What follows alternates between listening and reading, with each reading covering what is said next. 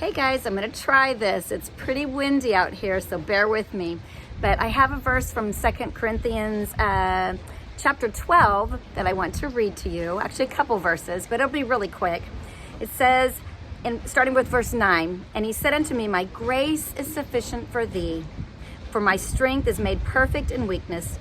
Most gladly, therefore, will I rather glory in my infirmities, that the power of Christ may rest upon me." Whew, that first part. His grace is sufficient, and his strength is made perfect in our weaknesses. And then I looked up that word infirmities because it says, I'd rather glory in my infirmities, that the power of Christ may rest upon me. And I looked up that word infirmities, and it says this. There's several meanings that it covers, and it says the first one is having trouble doing the right thing. And then also, it said having trouble not doing the wrong thing. An infirmity can be a sickness, a virus, bacteria, flu, something that seems to take over your mind or your body. It can be a disease. It can cover all kinds of diseases, cancer and heart trouble and diabetes and you name it.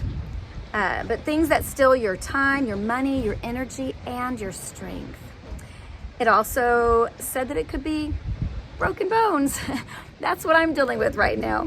That take away some of your abilities. Yeah, this is kind of minor, seems kind of minor, but man, you just don't realize how much you need both of your hands when you don't have one of them. Going on, it talked also that that an infirmity can be failure to understand a thing. It can be your circumstances, a situation, a problem that you just don't understand. And one more thing on infirmities, it says it could be that you have no strength or capacity in yourself to do great things or do the things you're supposed to do. So those infirmities cover a lot of things. And I know that in myself, obviously this one, I'm holding my hand up for you, but also I have situations in the world right now.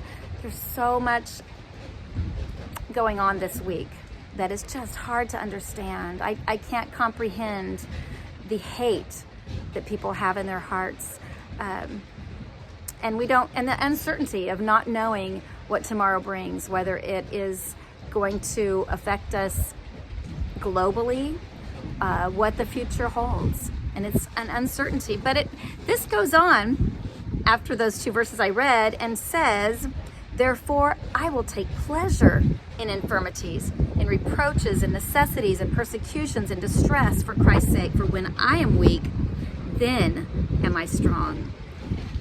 It's really hard sometimes to take pleasure in infirmities. It's hard to find the good in things sometimes. But backing up, it says that I will glory in my infirmities, that the power of Christ may rest upon me. When we reach out to God during our tough times, during our struggles, during infirmities that we encounter, we can rest assured that the power of Jesus can rest upon us and make us strong. Because then it goes on to say,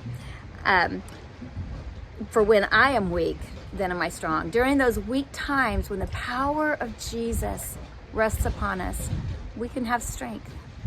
I rely on that because sometimes I don't have the strength within myself, and I know you don't either.